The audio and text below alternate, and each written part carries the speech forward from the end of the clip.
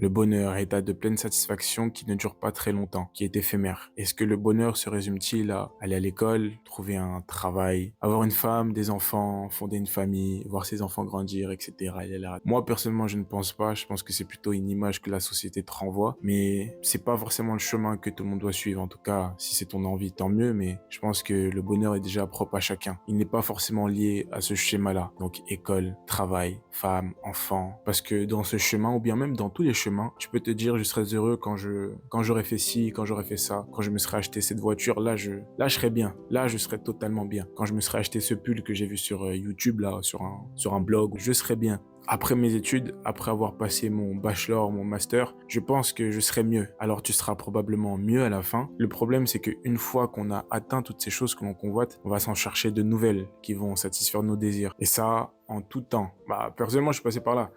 Tu vas, je sais pas, tu peux être sur les réseaux sociaux, tu peux voir un pull, imaginons, que t'as bien aimé, et tu vas l'acheter. Allez, tu l'as acheté. Tu te dis, ok, je vais l'acheter. Quand je l'aurai, je serai bien. Parce que j'avais vraiment envie de l'acheter sur le moment. Tu l'achètes, tu le portes, ok, t'es bien, etc. Mais puis, 1 ou 2 jours plus tard, tu te rends compte que bon, après, c'est pas tout le temps comme ça, hein. Tu peux bien porter un vêtement, on va pas se mentir, que tu portes régulièrement. Mais t'as certains vêtements chez toi actuellement, tu sais déjà, et tu ne sais même pas pourquoi au final tu les as achetés. Et à ce moment-là, tu te dis, est-ce que j'aurais vraiment dû, est-ce que ça en valait la peine? Tu vois, ce genre de choses. Moi, personnellement, je suis bien avec moi-même, bien dans ma tête, parce que je fais ce que j'ai envie de faire là tout de suite, c'est-à-dire partager un contenu qui m'intéresse. Et je pense que cette mentalité, elle aurait pu être totalement différente, voire même affectée, si actuellement j'étais en études et que je faisais, imaginons, un cursus qui ne m'intéresse pas trop. Ou bien je le fais parce que, tu vois, il faut aller à l'école. Il faut avoir quand même un bagage intellectuel pour pas qu'on se dise, ah, il a rien fait. Donc au final, là, tout de suite, toi, qu'est-ce qui t'intéresse? Est-ce que tout de suite ta situation, elle te plaît? Déjà, parce que je pense que c'est des choses qui participent à ton bien-être et au fait d'être heureux ou d'avoir ce bonheur dont on parle. Parce que comme tu le sais, quand on est jeune, quand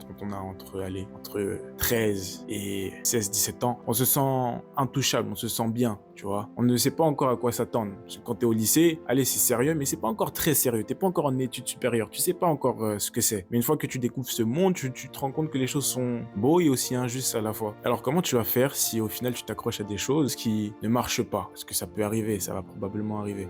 Tu t'accroches à cette chose qui ne marche pas, comment tu feras pour te relever si tu te disais, ok, une fois que j'aurai passé ce step, là je serai bien. Mais si ce step tu ne le passes pas, c'est quoi, tu vis ta vie avec des regrets? Tout le temps tu regardes en arrière en te disant, ah, j'aurais dû faire ci. Ah, pourquoi j'ai pas réussi ça? C'est-à-dire une accumulation de remords constante. Et ça, je pense honnêtement, c'est la pire des choses, hein. Quand tu commences à prendre de l'âge là, et que, imagine, t'as même pas 25 ans et t'as déjà là les regrets. Je te dis, ok, j'aurais dû faire ci et ça, etc. Alors que t'as 25 ans, t'es encore jeune en soi, non? 25 ans, c'est jeune. Personnellement, je pense que tu et je, par exemple, on ne trouvera pas le bonheur dans la comparaison. Dans la comparaison, elle est d'un plus heureux. Après, je te dis ça parce qu'aujourd'hui, on est dans une société de paraître où tout le monde veut se comparer, où tout le monde essaye de savoir, ah, lui, il a eu le dernier téléphone, ah, lui, il est bien, lui, il est en place, alors que ça veut strictement rien dire. Je pense qu'on oublie aussi que les réseaux sociaux, on montre ce qu'on veut, hein. On montre ce qu'on veut. Sur YouTube, je peux dire ce que je veux, je peux te montrer ce que je veux, mais ça veut pas forcément dire que derrière, la personne, elle est forcément bien. Alors sur Instagram, je pense que c'est le pire